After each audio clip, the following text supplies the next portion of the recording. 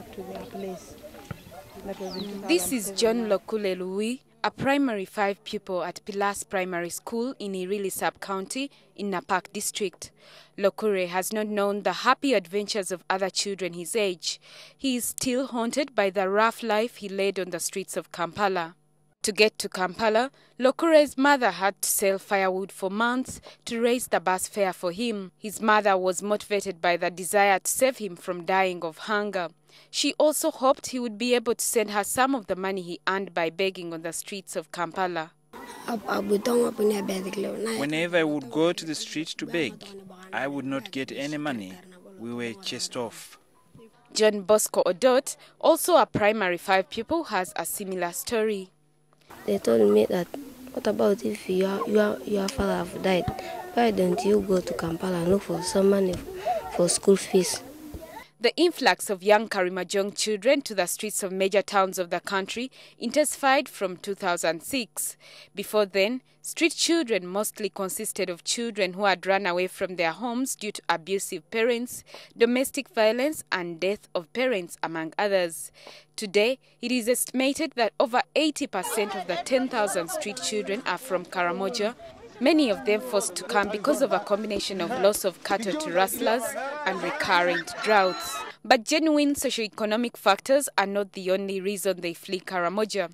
Government says some unscrupulous individuals have commercialized the street children's situation, luring them to the uncertainties of the rough urban life.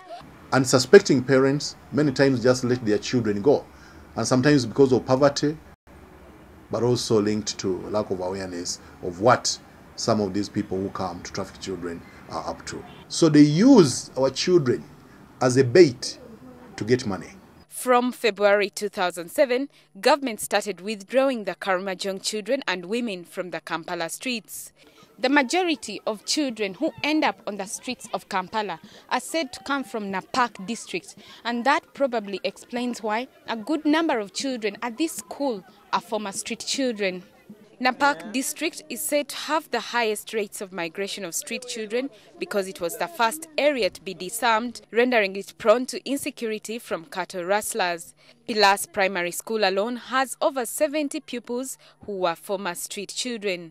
Since 2007, over 2,000 children have been returned and reunited with their families in Karamoja. But government says about 500 of them have since returned to the streets.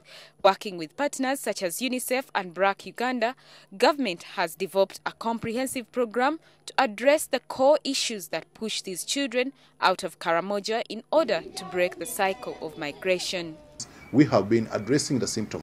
We need to look at the root cause of this problem. So, together with Office of the Prime Minister, together with Ministry in charge of water, Ministry in charge of agriculture to address the food issue, Ministry of Water to address the water issue, Ministry of Health to address the health issue, and other NGOs. We are trying to address those core factors that push the children to the streets. UNICEF supports the reintegration program by ensuring that these children are back in school and that livelihoods are developed at family level. The place for the child is in the school and not on the streets, making a livelihood.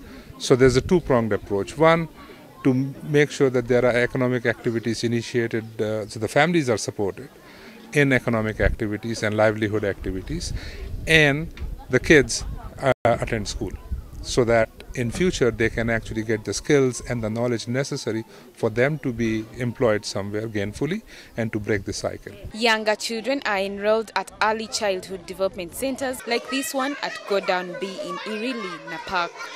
But life for the former street child is not yet normal. Some children have failed to locate their parents.